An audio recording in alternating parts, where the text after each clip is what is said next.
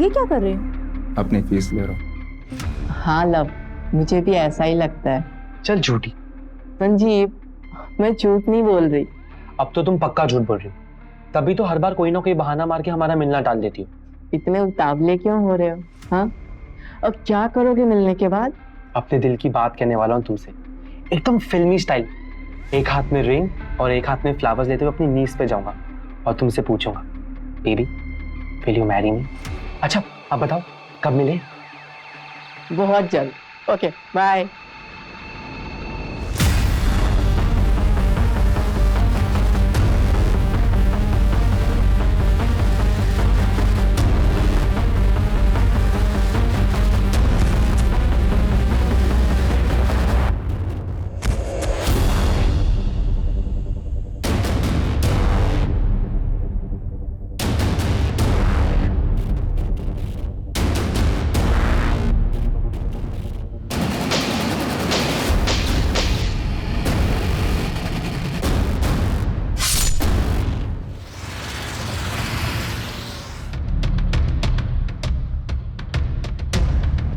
ये देखिए सर, इसे एक नहीं दो नहीं बल्कि कम से कम 10 से 12 गोलियां मारी गई हैं सर, और वो भी देसी कट्टे से। 12 गोलियां? देसी कट्टे से इतनी गोलियों को चलाना, कातिल के पास जरूर 2 से 3 कट्टे होंगे। आसपास कोई सीसीटीवी, कोई आई विटनेस? नहीं सर, हमने सब जगह चेक किया सर, आसपास कोई भी सीसीटीवी कैमरा नहीं है सर। एक्चुअली सर गोलियों की आवाज़ सुनकर इन लोगों ने मुझे कॉल किया, तब हमें इन्फॉर्मेशन मिली। कोई आईडी मिली? हाँ सर, इसका नाम चिंतन धवन है सर, और आईडी पे जो रेजिडेंशियल एड्रेस है सर वो होशंगाबाद रोड का है सर। होशंगाबाद रोड? वहां पर तो ज्यादातर स्टूडेंट रहते हैं। हाँ सर। फिर तो इसके इंस्टीट्यूट में जहां ये रहता है वहां से हमें पूरी इंफॉर्मेशन मिल सकती है। सर आपको क्या लगता है, ये कोई हेट क्राइम है या फिर किसी नौसिखी का काम है? देखो, किसी नौसिखे के पास एक कट्टे का होना तो समझ में आता है, लेकिन 2 से 3 कट्टों का होना ये कोई आसान काम नहीं है। मतलब सर? सीधी सी बात है, किसी को भी मारने के लिए 1 या 2 गोली बस होती, लेकिन इस केस में कातिल ने एक के बाद एक लगभग 10 से 12 गोलियां इसको दागी। मतलब वो कुछ मैसेज देना चाहता है, कुछ प्रूफ करना चाहता है, बट किसे और क्यों पता नहीं। बॉडी का पंचनामा करके पोस्टमार्टम के भेज दो और पूरी इंफॉर्मेशन लेके मुझे सुबह रिपोर्ट करो। ओके।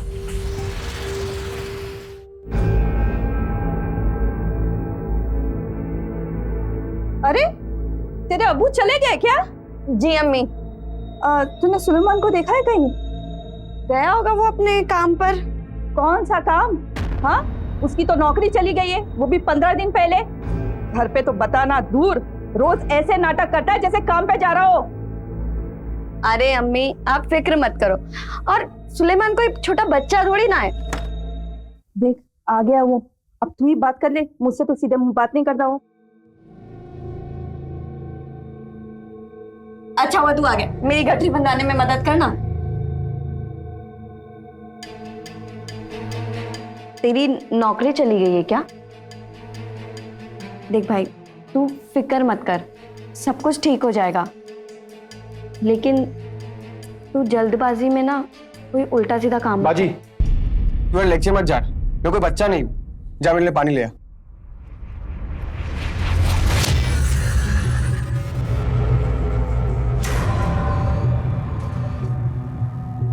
ले ये ले, कस के बांध दिए।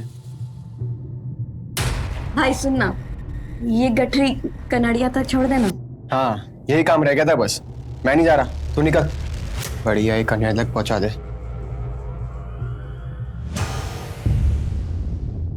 6 महीने हो गए हम एक दूसरे से बात करके, पर ऐसा लगता है जैसे हम एक दूसरे को जन्मों जन्मों से जानते हैं।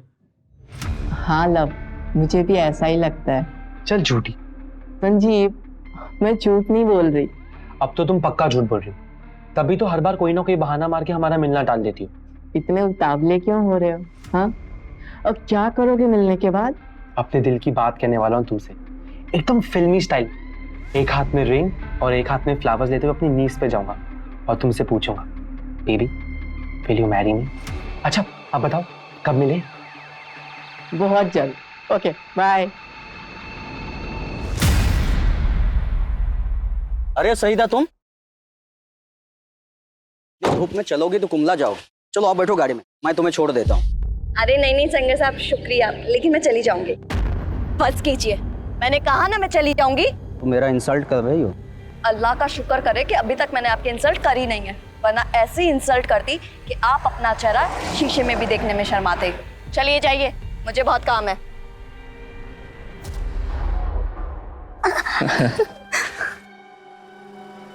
तेरी सर की कसम होगी, तेरे बिना है ना एक एक पल काटना भी मुश्किल हो जाएगा, पता है तेरे को? तो गांव क्यों जा रहा है? यहीं रुक जाना। अरे तो खाऊंगा क्या? वैसे भी यहाँ पे सब काम धंधा बंद पड़ गया है। गाँव जाऊंगा, खेती करूंगा। अरे अपन राजा है वहाँ के, पता है तुझे? और मस्त वहां से आते टाइम ना एक तेरे लिए मस्त मोबाइल लेके आऊंगा और वापस तेरे पास। तो तुम मुझसे क्या चाहिए तुझे?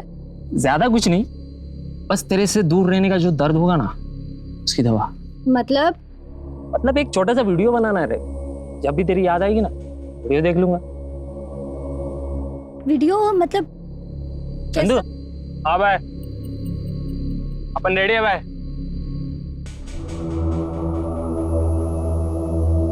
ज़ूबी, ज़ूबी, तेरी मनोज बहन को अभी आना था क्या?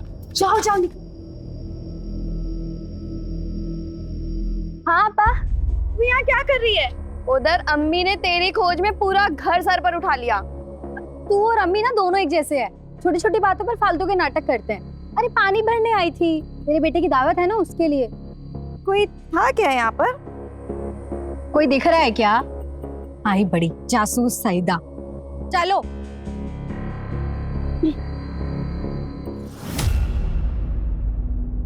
वाह, क्या खुशबू आ रही है। सईदा बेटा, जी अब्बू। बहुत ही उम्दा इंतजाम किया बेटा तूने। हैं? खुश रहो। शुक्रिया। सलाम वालेकुम चाची। अस्सलाम वालेकुम मोहम्मद भाई। ओ वालेकुम सलाम मियां। भाभी जान। अरे शकील भाई आइए, आप ही का इंतजार था। आते कैसे नहीं भाभी जान, हमारे छोटे नवाब का जो जन्मदिन है।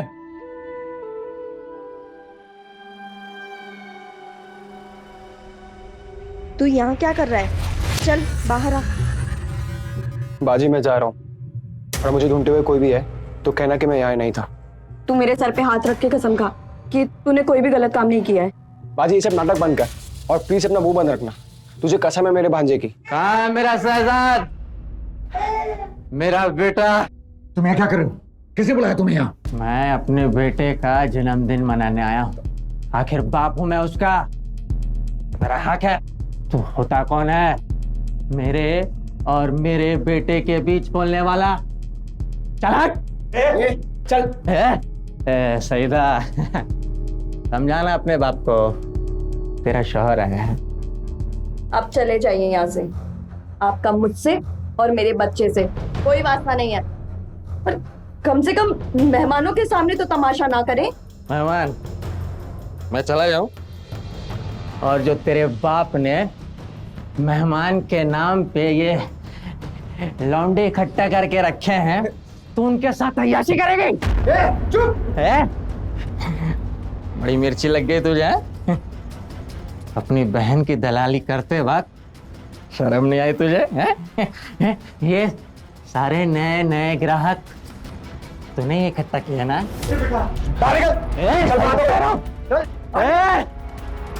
देख लूंगा, तुम सबको देख लूंगा। ऐसी मौत मारूंगा कि देखने वालों की रूह कांप उठेगी। हमें मारेगा तू? चल मारेगा।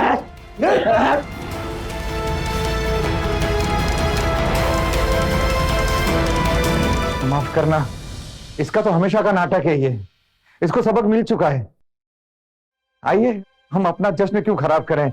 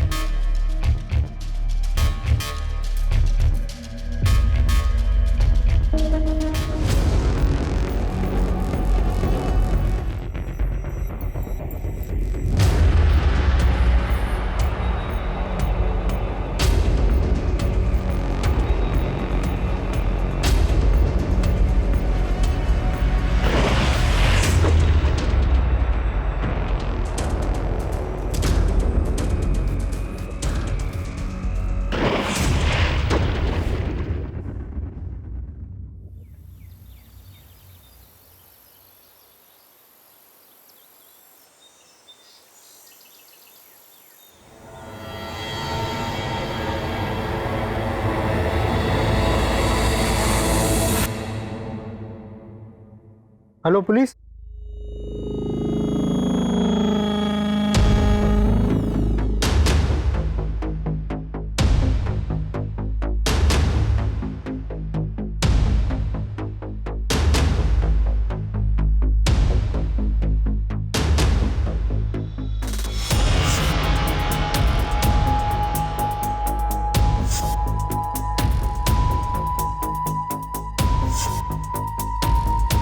इन लोगों को पहचानते हो?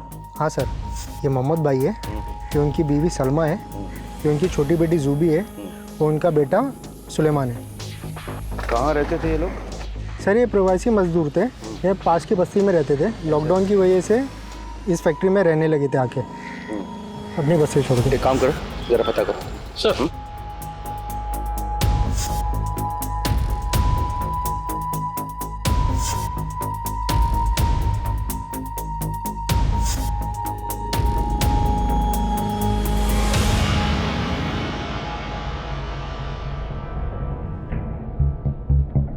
मारपीट की कोई निशानी नहीं कहीं है। सर गार्ड ने बताया कि ये प्रवासी मजदूर की फैमिली है, तो ऐसा भी तो हो सकता है कि लॉकडाउन की वजह से सब डिप्रेशन में आ गए होंगे, पूरी की पूरी फैमिली सुसाइड कर ली।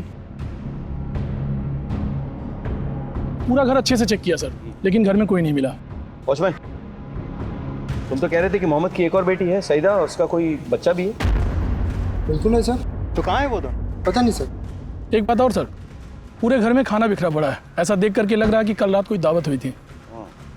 एक काम करो, फूड सैंपल्स फॉरेंसिक लैब भेजो और बॉडीज का पंचनामा करा के उसे पोस्टमार्टम के लिए भेजो सर। और उस फैक्ट्री मालिक से कांटेक्ट किया? हाँ सर, कांटेक्ट हो गया, वो आ रहा है। ये आपकी फैक्ट्री है? जी, वरदान गोनियों का काम है मेरा। मोहम्मद और उसके परिवार को कैसे जानते हैं? सर बहुत अच्छे लोग थे। मोहम्मद तो पिछले 20 सालों से मेरे पास काम कर रहा था, मेरे पिताजी के ज़माने से। ये बेचारे तो प्रवासी मजदूर थे, वहाँ बस्ती में मकान मालिक किराया माफ़ नहीं कर रहा था, ऊपर से फैक्ट्री भी बंद पड़ गया। बहुत तकलीफ़ में थे बेचारे। मैं भी कितना करता, मेरा भी धंधा ठप पड़ गया था। इसीलिए मैंने इनके परिवार को यहाँ फैक्ट्री में रहने के लिए बुला लिया। सोचा जब सब कुछ ठीक हो जाएगा तब देखा जाएगा। इनकी हालत इतनी ख़राब हो गई थी कि ये आत्महत्या करने पर मजबूर हो गए थे। आपने इनकी मदद नहीं की? सर मैंने बहुत किया, जितना कर सकता था मैंने किया, लेकिन ये लोग आत्महत्या करने पे मजबूर हो जाएंगे ये कभी नहीं सोचा। इधर और कौन कौन रहता था? अभी फ़िलहाल चंदू और सुरेश ही रहता है। सुना है वो भी गाँव जाने वाला है। और हाँ, मेरा इलेक्ट्रिशियन शकील भी यहीं रहता है। चंदू, सुरेश और शकील। साइबर सेल ने चिंतन के मोबाइल और उसके लैपटॉप का सारा डिलीटेड डेटा रिट्रीव कर लिया सर। साइबर सेल के अनुसार चिंतन किसी संजीव नाम के आदमी से बातें करता था सर, और वो भी रेगुलर बेसिस पे। लेकिन सर उनके बीच में सिर्फ बातें नहीं बल्कि रोमांटिक बातें होती थी सर। इंटरेस्टिंग। पता करो संजीव कौन और क्या करता है? Okay sir.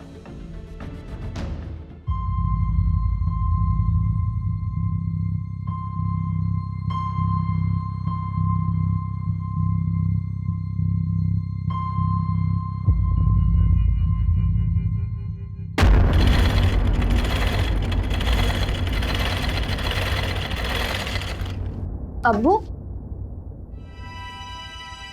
अब्बू आप ठीक तो है ना? लगता है आपका बीपी बढ़ गया। नहीं बेटा, हम ठीक है, हमें कुछ नहीं हुआ। मुझे पता है अब्बू, आप हम सभी को लेकर फिक्रमंद रहते हैं और फिर आपकी तबीयत बिगड़ जाती है। देखो बढ़ गया ना बीपी, मैं अभी दवाई देती हूँ। हे बेटा, तू देखना, हम 20 सालों से यहाँ पर रहकर मेहनत मजदूरी कर रहे हैं। अब ये लॉकडाउन लग गया तो सारे प्रवासी मजदूर अपने वतन लौट रहे हैं। हम तो अपने गांव जा भी नहीं सकते, वहां जाकर करेंगे भी क्या बेटा? अब्बू आप फिक्र नहीं करो, मैं हूं ना, मैं और ज्यादा मेहनत करूंगी, सिलाई और कढ़ाई के और ज्यादा काम लूंगी। हमने इतने बुरे बुरे दिन साथ देखे हैं अब्बू, तो ये लॉकडाउन हमारा क्या बिगाड़ेगा? देखना हम इसे भी पार कर जाएंगे। लोग कहते हैं कि तलाकशुदा बेटी माँ बाप पर बोझ होती है, लानत है उन पर। कि बेटा तू तो मेरा सहारा है रे। सर मोहम्मद और उसकी फैमिली की पोस्टमार्टम रिपोर्ट और घर पे पाए हुए खाने की फॉरेंसिक रिपोर्ट आ गई है। सर खाने में बहुत ज़्यादा मात्रा में नींद की गोलियां मिलाई गई और मोहम्मद का गला भी घोटा गया। और सलमा को किसी चीज से दम घोट के मारा गया है। मतलब ये सामूहिक आत्महत्या के बदले सामूहिक हत्या का केस बनता जा रहा है। सर, पोस्टमार्टम रिपोर्ट के मुताबिक इनकी बॉडी पे खरोंचे हैं। इसका मतलब ये है कि उन्हें बेहोश करने के लिए पहले नींद की गोलियां खिलाई गई, फिर उन्हें कुएं तक खींच के लेके आया गया और फिर कुएं में धक्के देके गिराया गया। और सर, चारों के बॉडी में बहुत ज़्यादा मात्रा में नींद की गोलियां पाई गई। एक फैमिली से 4 बॉडी बरामद होती है। उस फैमिली की बड़ी बेटी अपने बच्चे के साथ गायब है। ये सब तो हमें डाउटफुल नहीं लगता है। सर, ऐसा भी तो हो सकता है कि उसकी जान को खतरा हो। सर ये भी तो हो सकता है घर की बड़ी बेटी ने इन चारों की हत्या की हो, फिर अपने बच्चे के साथ भाग गई हो। Let's not jump to conclusions. पूछताछ करते रहो, रिश्ते नाते यार दोस्त सबसे बात करो। We have to find her. और जो 2 लड़के जो पड़ोसी गायब हुए थे, क्या नाम है? Suresh and Chandu sir. एक काम करो, उनकी फोटो निकालो फैक्ट्री के मालिक से, ठीक है? और सईदा का फोन ट्रैकिंग पे डालो। शहर के तमाम मेडिकल स्टोर्स में पता करो पिछले कुछ दिनों में वहां से नींद की गोलियां किन्होंने खरीदी, और सीसीटीवी फुटेज भी चेक करो। हमें ये पता लगाना है कि ये मर्डर्स जो है वो किसकी वजह से हुई है, कौन है ये कारण, मतलब मोहम्मद, सलमा, सुलेमान या फिर जुबी। ए बेटा, मेरी बात तो सुन। अरे क्या है? ले बेटा सुन, आवारागर्दी छोड़ और मेरे साथ फैक्ट्री में चल, हाथ बटा मेरा। 4 पैसा घर में आएगा और ये उठपटांग लोगों से दूर रहेगा। मैं आपकी तरह जिंदगी भर मजदूरी करके फटियाल में नहीं रहूंगा। कोई ऐसा काम धंधा करूंगा जिससे माल भी आवे और अपना ताऊ भी जमे रहे। आप बस खाली गोंगियां उठा दे रहो, मैं गोंगियां भर भर के पैसे कमाऊंगा, समझे? कल्लू बेटा बात सुन ना। भाई, अब्बू ने जीना हराम कर रखा है, अब सच बताओ तो पैसे कमाने ही पड़ेंगे।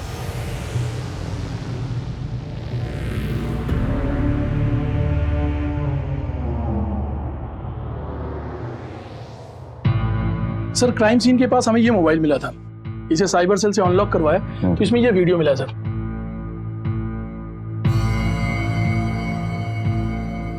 ये तो जुबी है। उसके साथ कौन है? इसका नाम सुरेश है सर। सुरेश? मतलब मोबाइल सुरेश का है? नो सर, सुरेश के दोस्त चंदू का है। ये देख, तेरे लिए क्या लाया? देख। हाँ ये वही था वो कल तू निहार रही थी ना मॉल के बाहर खड़े होकर। मुझे पता था ये ड्रेस तुझे पसंद है ना। देख, तू मेरा कितना ख्याल रखता है। तू रुक, मैंने इसको अभी पहन के आई, ठीक है? हाँ जा।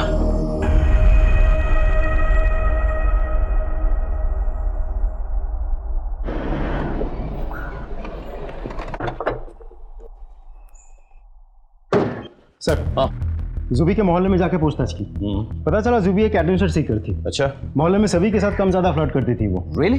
ये सर, जब कोई उसके साथ फ्लर्ट करता था, उसे छेड़ता था, उसके साथ बातचीत करता था, ये सब वो बहुत एंजॉय करती थी, उसको अच्छा लगता था। सर, यहाँ तक कि आसपास के जवान लड़के भी सिर्फ रूबी के लिए उसके गली के चक्कर लगाया करते थे। पूछताछ करो, पता करो कि जुबी आखिरी बार किसके साथ थी, और ये भी पता करो कि मोहम्मद का कोई अपना कोई रिश्तेदार इस शहर में है या नहीं। अगर है तो हम उनसे मिलना चाहेंगे, क्योंकि इस केस की परतें जितनी खुलती जा रही है केस उतना ही उलझता जा रहा है। सर,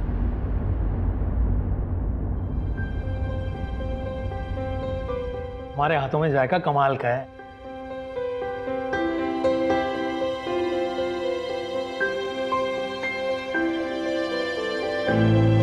अब हर बार मुझे मना लेते हैं ना जी, पर इस बार मैं बिल्कुल नहीं मानूंगी। अरे भाई हमसे क्या गलती हो गई? शादी, आपने मुझे कहा था कि आप मुझसे शादी करोगे। तो मैंने मना कब किया? तुम्हारे दोनों बच्चों को भी अपने साथ ले आया, उन्हें अपनी औलाद माना, तुम्हें बेगम का दर्जा दिया, और अब भी तुम्हें लगता है तो चलो कल चलकर रजिस्ट्री करवा लेते हैं। नहीं, मुझे निकाह करना है सहरा बांध के, काजी के सामने, पूरी बिरादरी के सामने, और वो भी अपने गांव में। ठीक है चलो कल ही चलते हैं तुम्हारे गांव, तुम्हारी अम्मी अब्बू से बात कर लेते हैं। बच्चे, उनका क्या होगा? अम्मी हमारा क्या होना है, मैं संभाल लूंगी सब। इतनी अच्छी खबर है, आप दोनों बेफिक्र होकर जाइए। पर रफीक का क्या? वो बेचारा तो। अम्मी, रफीक भाई भोले हैं, वो मेरी सारी बातें तो मानते हैं, मैं उनको संभाल लूंगी। आप दोनों बात कर आइए, फिर हम सब साथ चलेंगे आप दोनों का निकाह करवाने। हमने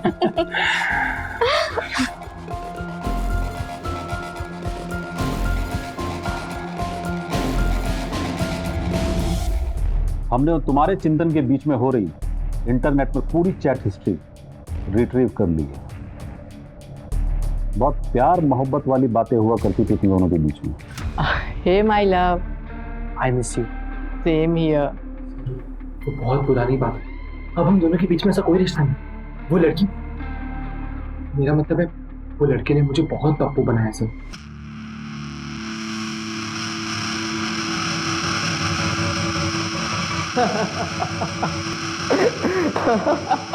तो बदला लेने के लिए तूने उसका मर्डर करवा दिया? अरे नहीं सर, ये आप क्या बात करें, मैंने उसे नहीं मारा, बल्कि मारा तो उसने मेरे जज्बातों और भावनाओं को। अच्छा, जब चिंतन का मर्डर हुआ तो सब तुम कहाँ थे? सर मैं तो फरीदाबाद में था, मेरे चचेरे भाई की शादी थी। मेरे पास फोटोज भी, मैं आपको दिखाता हूँ।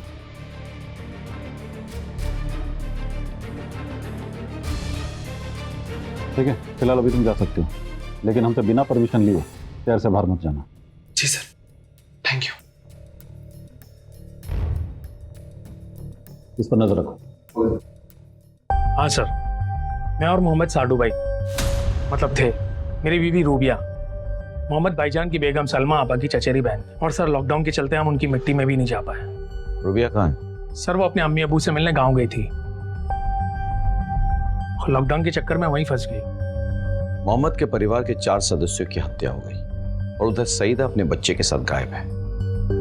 कुछ पता है सईदा कहाँ है? पता नहीं सर। मोहम्मद के परिवार का किसी के साथ कोई दुश्मनी, कोई लड़ाई झगड़ा? हाँ सर, खुर्शीद सैयदा का शौहर, उसने सबकी नाक में दम कर रखा है। आए दिन उसके उनके साथ झगड़े होते रहते हैं। खुर्शीद का पता है?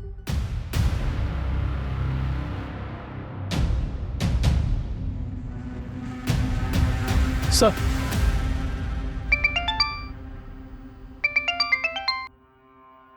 हेलो,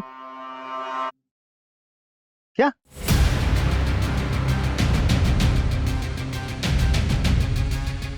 सर, जितनी जल्दी हो सके आप फैक्ट्री के कुएं वाले लोकेशन पे पहुंच जाइए।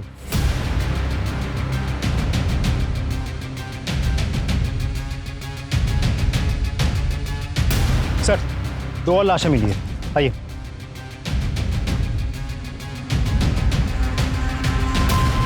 ये देखिए सर, ये चंदू और सुरेश।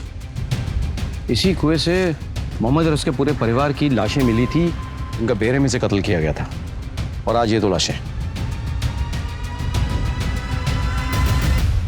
ये कोई कोइंसिडेंस नहीं है, हो ना हो इनका भी मर्डर हुआ है। लेकिन इतने सारे लोगों को कौन और क्यों मार रहा है? एक काम करो, बॉडीज का पंचनामा करके पोस्टमार्टम के लिए भेजो और आसपास पता करो। सर, यहाँ पर जो हादसे हो रहे हैं उसके बारे में कुछ जानते हो? नहीं सर, मुझे तो कुछ नहीं पता। मोहम्मद के परिवार के बारे में कुछ और जानते हो? सर, मोहम्मद की बेटी सईदा और शकील में कोई चक्कर है सर, कहीं ऐसा तो नहीं कि मोहम्मद को अपनी तलाकशुदा बेटी और शकील के रिश्ते पे एतराज हो और इसीलिए शकील ने सईदा के साथ मिलकर पूरे परिवार को खत्म कर दिया हो और सईदा को लेकर भाग गया हो?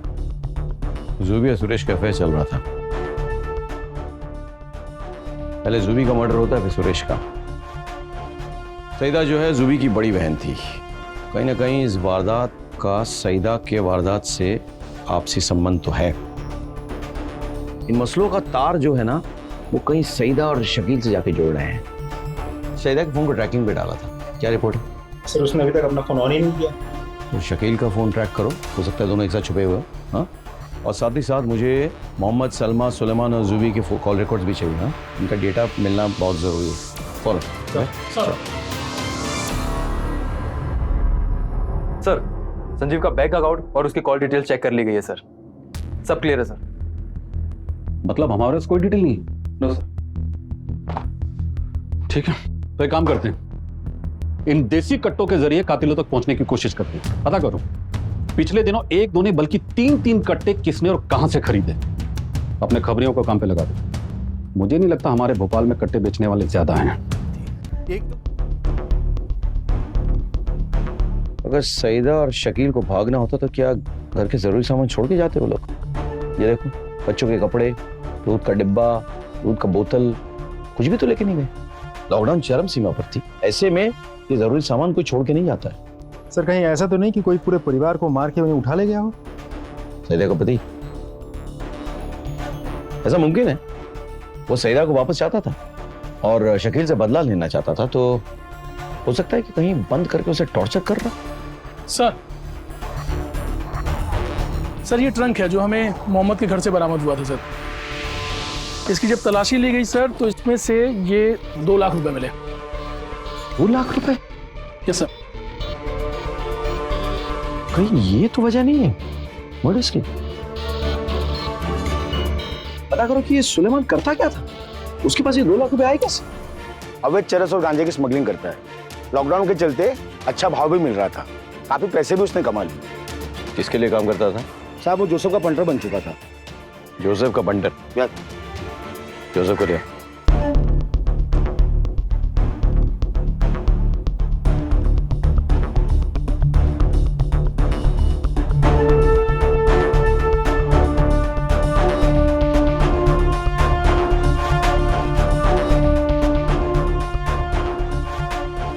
सर जोसेफ तो भाग गया।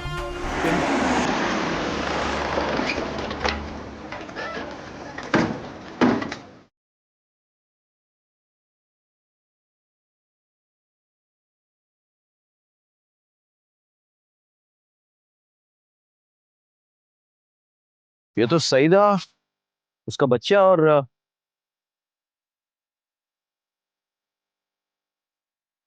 शकील।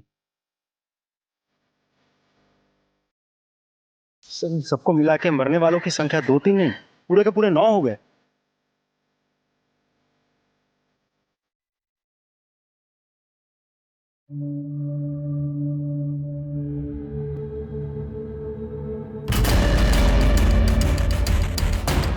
तेरी लाश तो बहुत सड़ चुकी है। काफी पुरानी लाश है। चेहरे को जानबूझकर कुचल दिया गया ताकि इसकी शिनाख्त न हो सके। बॉडी का पंचनामा करके पोस्टमार्टम के लिए भिजवा दो। Okay sir.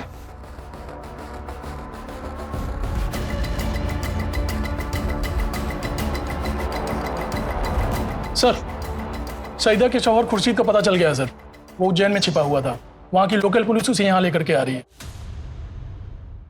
साहब मानता हूँ मेरा सईदा और उसके घर वालों के साथ हमेशा झगड़ा हुआ करता था।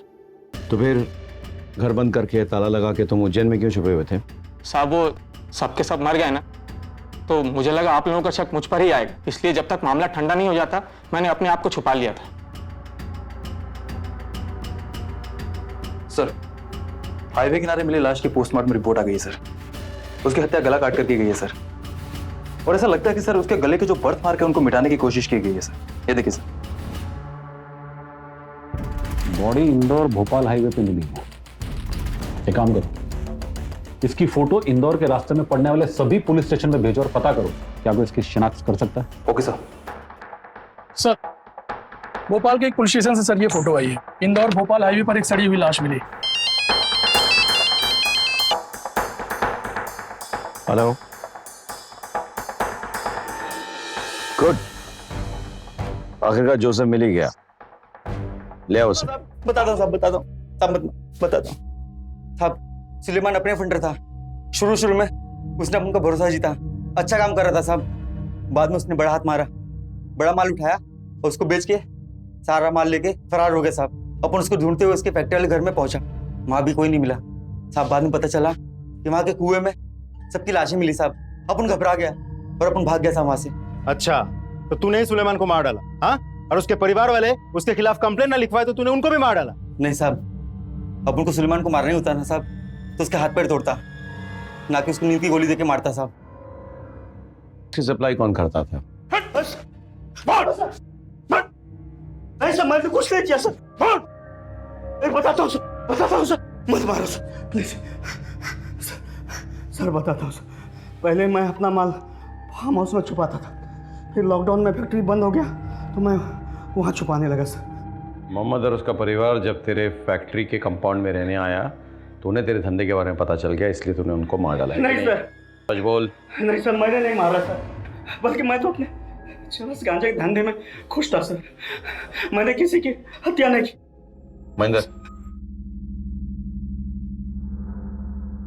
सर सर सर मैं अजय सिंगर की वाइफ हूँ। आपने उन्हें क्यों अरेस्ट किया है सर? इनकी इन्वेस्टिगेशन चल रही है। सर आप शरीफ लोगों को परेशान कर रहे हैं। मैडम, लगता है आप अपने हस्बैंड को जानती ही नहीं।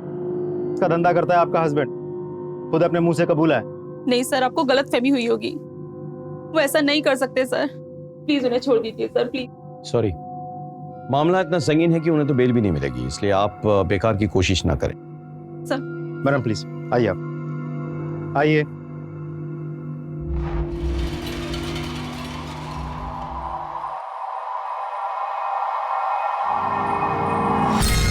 ये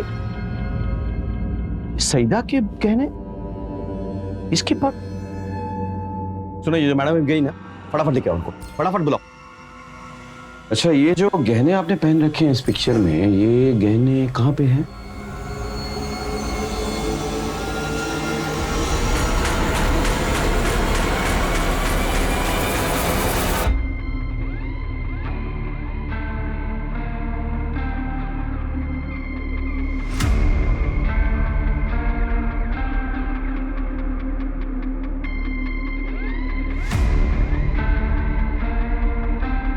ये क्या कर रहे हो? अपनी फीस ले रहा हूँ। मेरे मना करने के बाद भी शकील जबरदस्ती लेके चला गया था। ये किस्सा किस दिन हुआ? 3 दिन पहले। 3 दिन पहले। उसके ऐन एक दिन बाद हत्याकांड होता है। मतलब शकील ने सईदा को ये गहने दिए, सईदा ने अब गहने पहने और उसके बाद उन सबको मार डाला गया। क्यों? तुझे पता चल गया था ना कि शकील सईदा के साथ साथ तेरी बीवी के साथ भी चोंच लड़ा रहा है। यही नहीं, उसने तेरी बीवी के गहने भी चुरा लिए थे। इसी गुस्से में तूने शकील को और बाकी लोगों को मार डाला। ये सब मैं पहली बार सुन रहा हूँ और मैंने किसी का खून नहीं किया है।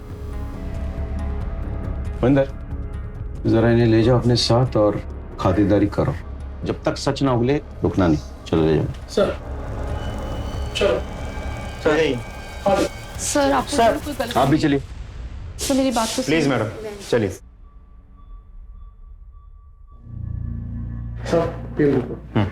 जाओ।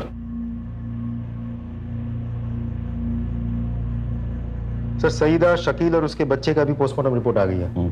सईदा और शकील दोनों को बहुत ज्यादा मात्रा में नींद की गोलियां दी गई थी।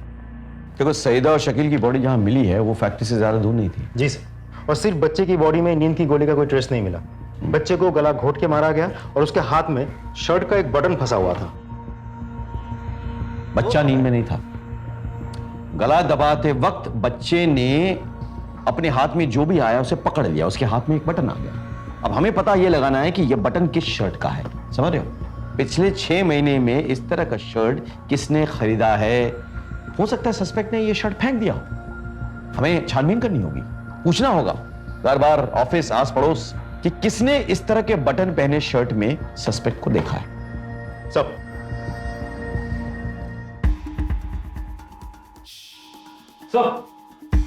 कट्टे बेचने वाला मिल गया था। पिछले कुछ दिनों में तुमसे किसी ने 3 कट्टे खरीदे? हाँ साहब, पर नाम याद नहीं। वापस। शक्ल तो याद होगी ना? हाँ साहब। स्केच बनवाने में हमारी मदद करोगे? जी साहब। सर हमने बहुत कोशिश की, लेकिन उस शर्ट के बटन के बारे में कुछ पता नहीं चला। इन्वेस्टिगेशन जारी रखो, हमें पता तो करना पड़ेगा।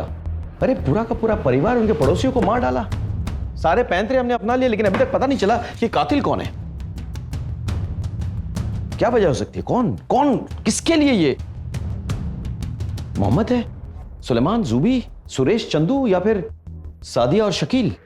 जो कोई भी हो, वो इन लोगों को इतनी अच्छी तरह से जानता था कि इनके खाने में नींद की गोलियां वो मिला सकता था।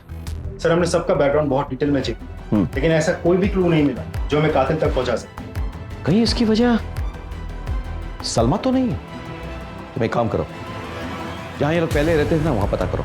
कोई ना कोई तो वहां पे होगा जो सलमा के बारे में जानता होगा। हाँ, कम ऑन, लेट्स गो।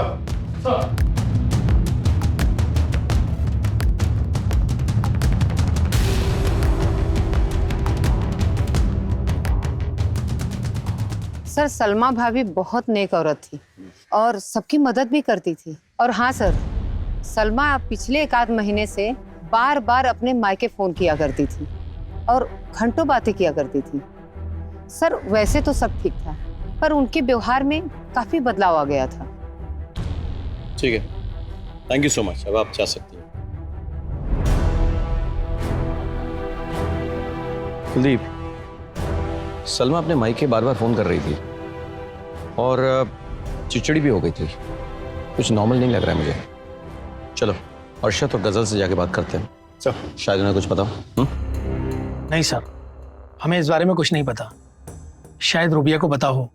क्या मैं रूबिया से बात कर सकता हूँ? जी सर। अरे गजल, हाँ अबू। जरा मेरा फोन लाना तो, तुम्हारी मम्मी से बात करनी। हेलो, हाँ रूबिया। हाँ, ये इंस्पेक्टर राकेश श्रीवास्तव तुमसे बात करना चाहते हैं। रूबिया जी, शुक्रिया मुझसे बात करने के लिए। अच्छा, मेरा एक सीधा सा सवाल था, वो ये कि सुनने में आया कि सलमा आपा जो है वो आखिर के दिनों में थोड़ी चिड़चिड़ी हो गई थी। अपने मायके अक्सर फोन किया करती थी, परेशान रहती थी मतलब। तो आपको कुछ खबर है इसके बारे में? मतलब क्या हुआ था उनके साथ? जी इंस्पेक्टर साहब, सलमा आपा को लोगों से मिलने जुलने का बहुत शौक था, पर लॉकडाउन की वजह से घर छोड़ के फैक्ट्री कंपाउंड में जाकर रहना पड़ा। ना ज्यादा किसी से मिलना जुलना, ना बातचीत, तो उनका दम घुटने लगा था। सारे मजदूर अपने अपने मुल्क जा रहे थे। सलमा आपा भी अपने मायके जाना चाहती थी, पर उनके शौहर मना कर रहे थे। इसकी वजह से वो थोड़ी चिड़चिड़ी सी हो गई थी। थैंक यू, शुक्रिया। ये रूबिया जी की तस्वीर है क्या? जी। अच्छा, ये लीजिए। शुक्रिया, बहुत बहुत शुक्रिया। सर उस तरह के बटन वाले शर्ट्स जितने लोगों ने खरीदी थी उनकी लिस्ट आ गई है। ये रही सर लिस्ट। अच्छा, भोपाल पुलिस की तरफ से एक फोटो भेजी गई थी हाईवे पे मिली लाश की। हाँ, वो फोटो ले आओ सर। और रूबिया के फोन का लोकेशन ट्रेस करो। Right sir. सर 3 कट्टे खरीदने वाले का स्केच बन गया सर। ये स्केच प्रदेश के सभी पुलिस स्टेशन हेडक्वार्टर में भेजो और साथ ही साथ राज्यों के हेडक्वार्टर में भी भेजना। ओके सर, रूबिया की फोन की लोकेशन आ गई। फिलहाल वो घर पे ही है। अच्छा, लेकिन 23 तारीख को उसका फोन इंदौर से भोपाल की तरफ गया, फिर घर वापस आ गया।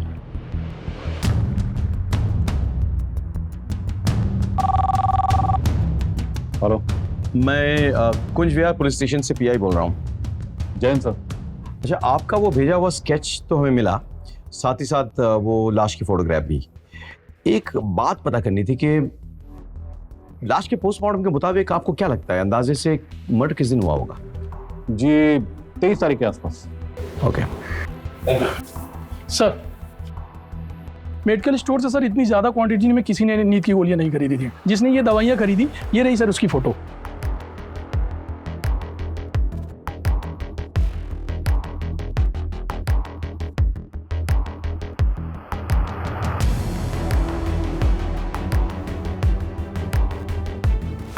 बिना टाइम वेस्ट किए, बिना मार खाए सच बता दे, रूबिया को कैसे और क्यों मारा?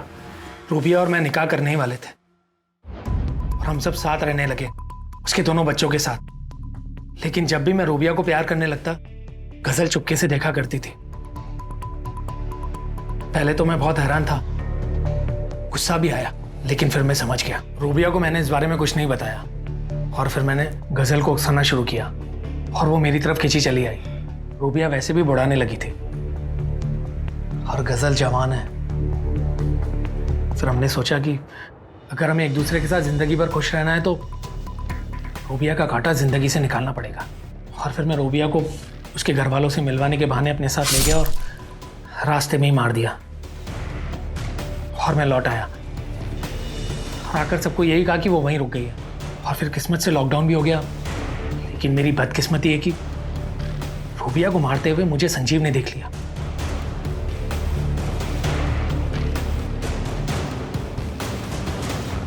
और वो मुझे ब्लैकमेल करने लगा। फिर उससे पीछे छुड़वाने के लिए उसके कहने पर मुझे चिंतन को मारना पड़ा।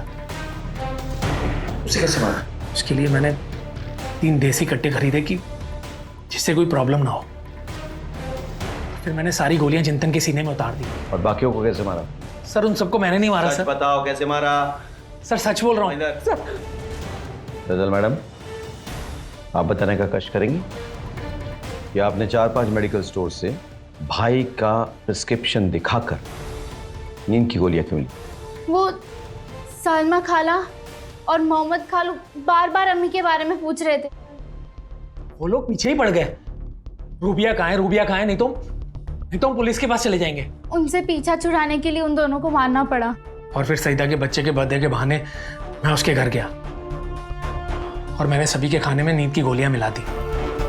मारना तो मैं मोहम्मद और सलमा को चाहता था, लेकिन सब लोग वहीं पे थे तो उनको पता चल ही जाता, इसलिए मुझे सबको मारना पड़ा। मैं पूरी कोशिश करूंगा तुम दोनों को सख्त से सख्त सजा मिले।